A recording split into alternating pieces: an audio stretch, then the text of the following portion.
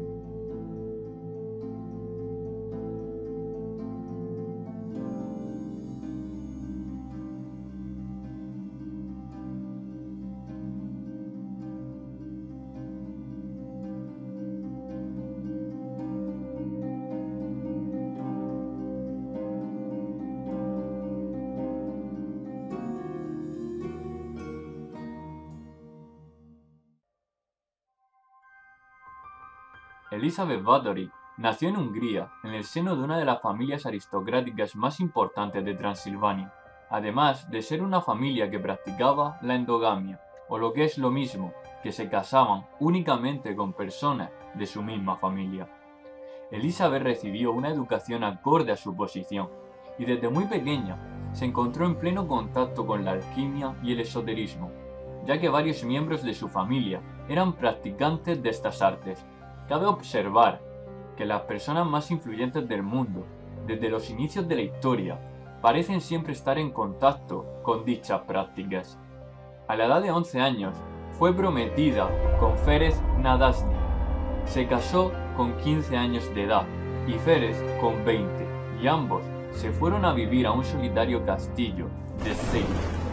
Debido a que su marido era un soldado que estaba constantemente en guerras que por aquel entonces asolaban el país, el cual fue apodado el Guerrero Negro debido a su crueldad con el enemigo, Elizabeth quedó recluida en aquel castillo. Las largas ausencias de su marido hicieron que la condesa comenzara a tener relaciones sexuales con el servicio. Parece ser que se enamoró de un joven del servicio. En una de sus noches de pasión, la condesa quedó embarazada por este. Al enterarse su suegra de dicho embarazo, ésta le cortó el miembro al muchacho y después lo arrojó a los perros para ser devorado vivo. Elizabeth fue obligada a mirar aquel hecho, pero de sus ojos no brotó ni una sola lágrima. Del neonato nacido de aquel encuentro, nada se supo jamás. Tras la muerte de su suegra, la condesa se mantuvo tras los grandes muros de su castillo. Se rodeó de varios sirvientes y doncellas, pero, para desgracia de estos, trabajar en aquel castillo bajo las órdenes de la condesa no sería el mejor lugar donde vivir.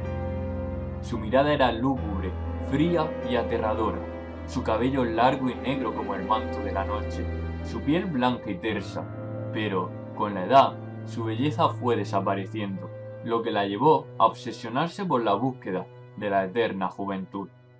Elizabeth comenzó a martirizar más a menudo a sus sirvientes con técnicas tales como sacarlos a la calle, en pleno invierno, sin ropa alguna, y comenzar a tirarles cubos de agua fría.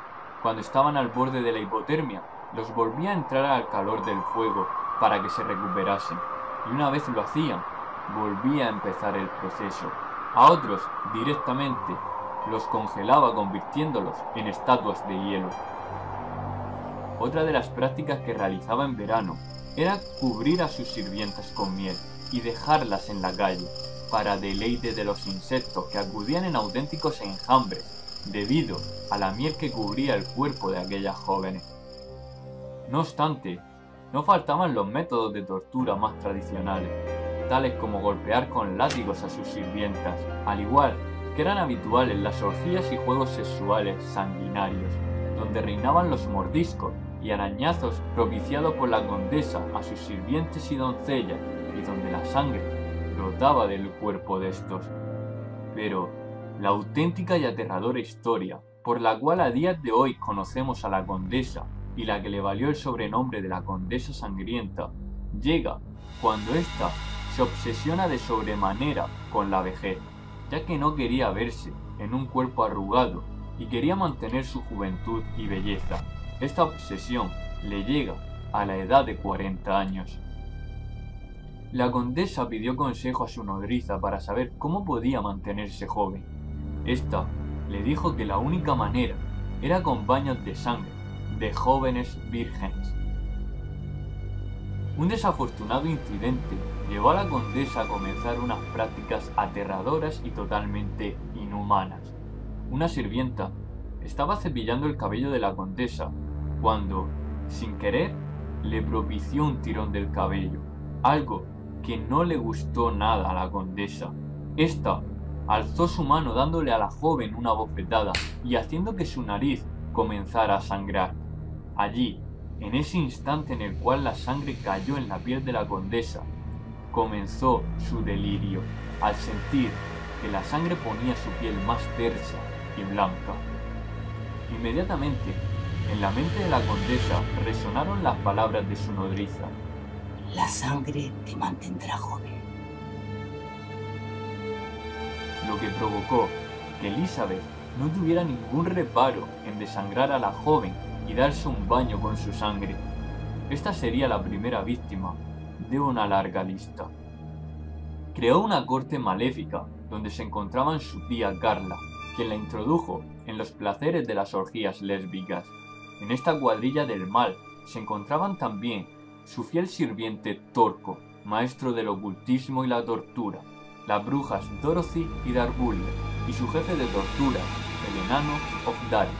Era tal su paranoia que obligaba a sus sirvientas a lamer la sangre de su cuerpo tras el baño, para que de este modo el poder rejuvenecedor de la sangre le durara más tiempo. Las sirvientas no podían negarse a lamer su cuerpo. Si lo hacían, entonces serían las siguientes víctimas.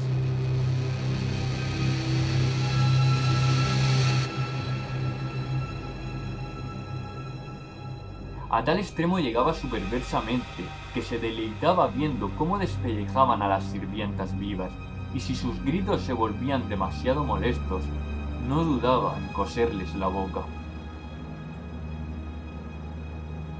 La condesa llegó a construir un sistema de conductos que iba desde la mazmorra de torturas hasta su bañera, con lo cual, mientras las jóvenes eran brutalmente torturadas, la sangre circulaba por este sistema para que así la cruel condesa pudiera darse su aterrador y sanguinario baño con la sangre de aquellas víctimas inocentes.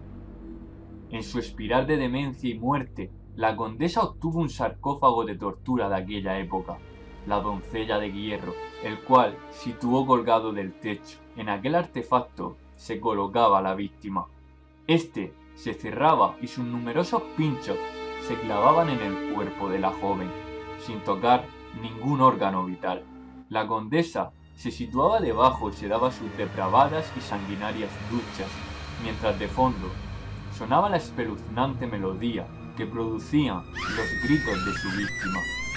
Durante años, el carruaje de la condesa deambulaba por las tierras de los Cárpatos, buscando muchachas jóvenes y vírgenes que eran seducidas con la promesa de una vida próspera en compañía de la condesa. Otras eran drogadas u obligadas a la fuerza a ir al castillo de los horrores. de donde nunca saldrían con vida. De este modo, consiguió obtener un nutrido harén de jóvenes inocentes. La sed de sangre de la condesa era tal que poco a poco el número de muchachas de la zona disminuyó drásticamente, lo que llevó a la condesa, en su locura por obtener sus baños de sangre y realizar sus depravados juegos sexuales, a recurrir a chicas de la aristocracia. Pero las numerosas desapariciones que dejaba el carruaje de la muerte tras su paso y el número de jóvenes muchachas de alta cuna que reclutó hicieron saltar la alarma entre las autoridades, y de este modo se descubrió la infamia y el horror que aquel tétrico castillo ocultaba. El rey Matías no pudo hacer oídos sordos a las historias dramáticas que llegaban de su pariente. Hombres del rey, dirigidos por Turso, decidieron investigar el caso. Cuando atravesaron los muros de Selye, se encontraron un horrendo espectáculo de cadáveres torturados, sangre derramada y a la condesa disfrutando de uno de sus sanguinarios baños. Aquella dantesca visión, combinada con el hedor insoportable a putrefacción y muerte, llevó a aquellos hombres a vomitar como si de un coro de repulsión se tratase. La condesa y sus secuaces fueron detenidos y juzgados. Todos fueron condenados a la muerte, unos de una manera y otros de otra, excepto la condesa, que por pertenecer a la nobleza quedó indemne. Pero, para su desgracia, el clamor del pueblo y de los familiares de las víctimas fue tal que le impusieron un castigo atroz. La condesa fue emparedada viva en un rincón de su castillo. Tan solo dejaron una pequeña abertura para darle agua y pan. Allí pasó los siguientes 4 años hasta el día de su muerte.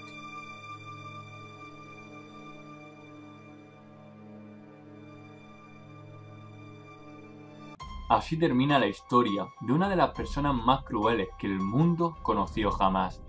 Cabe hacernos la siguiente pregunta: ¿cómo puede una persona llegar a cometer estas atrocidades sin sentir ni un ápice de empatía por sus víctimas? Por desgracia, esta no es la única historia de muerte y agonía que este mundo ha contemplado, pero esperamos que algún día la empatía por los demás esté presente en la vida de todos los seres humanos y no se vuelvan a cometer atrocidades contra la vida y dignidad de las demás personas y seres vivos. Hasta pronto.